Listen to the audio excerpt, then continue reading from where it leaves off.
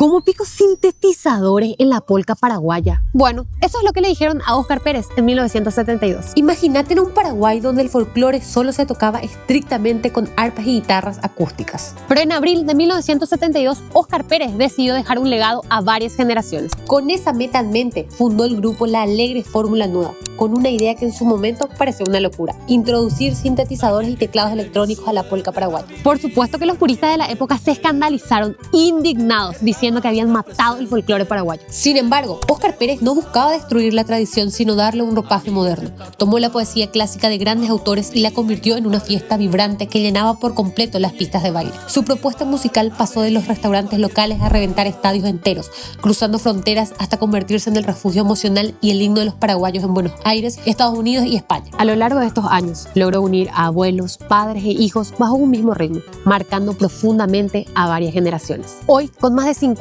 años de carrera impecable, es reconocido como el pionero de la polca electrónica. Déjame en los comentarios cuál es esa canción de Óscar Pérez que no puede faltar en tu encuentro familiar.